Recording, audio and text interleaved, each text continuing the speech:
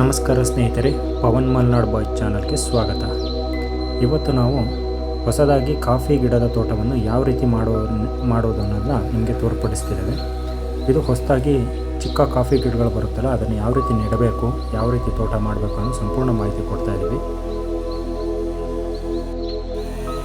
ಇದು ಬಂದು ನೋಡಿ, ಹೊಸದಾಗಿ ಸ್ಟಾರ್ಟ್ ಮಾಡಿರೋ ತೋಟ.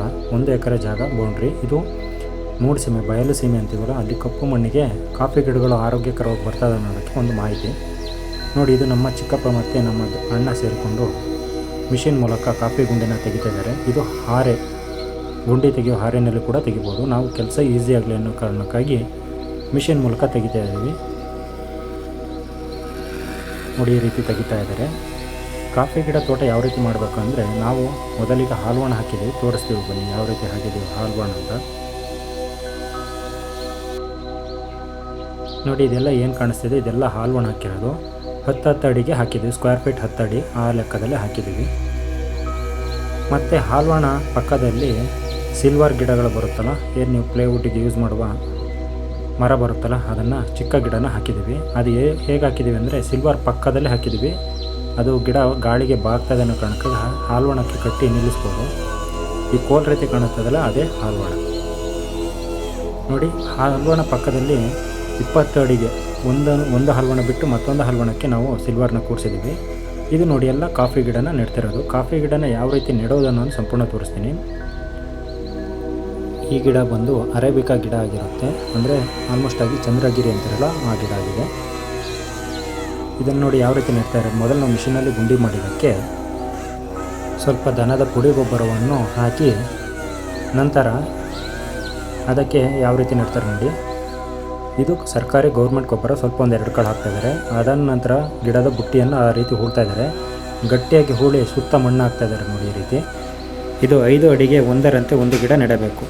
ಈ ರೀತಿ ಗಟ್ಟಿಯಾಗಿ ಅದನ್ನು ಪ್ರೆಸ್ ಮಾಡಬೇಕು, ಬುಟ್ಟಿನ ಮಣ್ಣನ್ನು ಸೇರಿಸಿ. ಆಗ ನೆಲ ಜಗ್ಗುವುದಿಲ್ಲ, ಮಳೆ ಬಂದರೂ ಕೂಡ ಜಗ್ಗುವುದಿಲ್ಲ, ಫಿಟ್ಟಾಗಿ ಕೊಡ್ತದೆ. ಅದಾದ ನಂತರದಲ್ಲಿ ಅದಕ್ಕೆ ಒಂದು ಕೋಲನ್ನು ನೆಡ್ತಾರೆ ನೋಡಿ, ಕ್ರಾಸಾಗಿ. ಯಾಕೆಂದರೆ ಗಾಳಿ ಹೊಡೆತಕ್ಕೆ ಗಿಡ ಆಗಬಾರ್ದು ಹಾಗೂ ಗಿಡ ಮುರಿಬಾರ್ದು ಅಂತ ನೋಡಿ. ಅಲ್ಲಿ ಕೋಲ್ ತೊಗೊಂಡ್ರು. ಈಗ ಕೋಲನ್ನ ಅಡ್ಡ ಕ್ರಾಸಾಗಿ ಗಾಳಿ ಆಪೋಸಿಟಾಗಿ ಚುತ್ತಾರೆ ನೋಡಿ. ಈ ರೀತಿ ನೋಡೋದು ನೋಡಿ. ಇಲ್ಲೆಲ್ಲ ಇದೇ ರೀತಿ ಮಾಡ್ತಾ ಇದ್ದಾರೆ.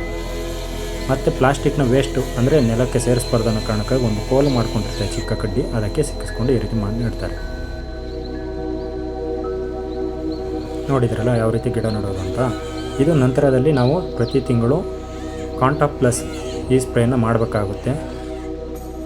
ಗಿಡಕ್ಕೆ ಕಾಂಟಾಪ್ ಪ್ಲಸ್ ಮಾಡೋದ್ರಿಂದ ರೋಗ ಬರೋದು ಕಡಿಮೆ ಆಗುತ್ತೆ, ಹಾಗೂ ಗಿಡದ ಸುತ್ತ ಚಿಗುರು ಮತ್ತು ರೆಕ್ಕೆಗಳು ಹೊಡಿಲಿಕ್ಕೆ ಸ್ಟಾರ್ಟ್ ಆಗ್ತದೆ. ಪ್ರತಿ ತಿಂಗಳು ಮಾಡಬೇಕಾಗುತ್ತೆ. ಮತ್ತು ಪ್ರತಿ ತಿಂಗಳು 2 ಕಾಳು ಸುತ್ತ ಗೊಬ್ಬರ ಹಾಕಬೇಕು. ಅತಿ ಬಿಸಿಲಾದಾಗ ಇದಕ್ಕೆ ಸುತ್ತ ಗಿಡ ಬಾಡದ ಹಾಗೆ ಈ ಸೊಪ್ಪು ಕಟ್ಟುವುದು ಅಂತ ಹೇಳ್ತೀವಿ ನಮ್ಮ ಕಡೆ. ಅಂದರೆ ನೆರಳು ಕವರ್ ಆಗುವ ಹಾಗೆ, ಕೇವಲ ಗಾಳಿ ಮತ್ತು ಲೈಟಾಗಿ ಬೆಳಕು ಬೀಳುವ ಹಾಗೆ ಮಾಡಬೇಕು ಗಿಡಕ್ಕೆ. ಆ ರೀತಿ ಮಾಡೋದ್ರಿಂದ ಗಿಡ ಪುಷ್ಟಿಯಾಗಿ ಬಿಸಿಲಿನ ಶಾಖ ಅವಾಯ್ಡ್ ಆಗೋದ್ರಿಂದ ಗಿಡ ಚೆನ್ನಾಗಿ ಬರುತ್ತೆ.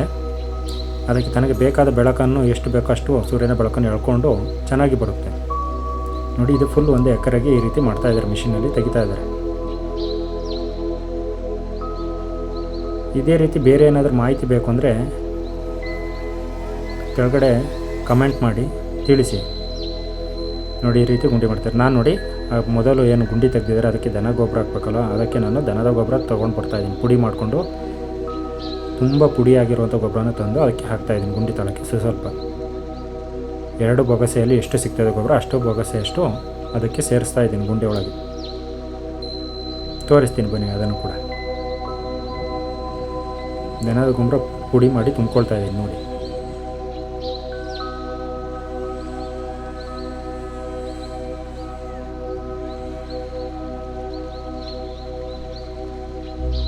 ನೋಡಿ, ತುಂಬ್ಕೊಂಡು ಬಂದಿದ್ದೀನಿ ನಾನು ಇವಾಗ.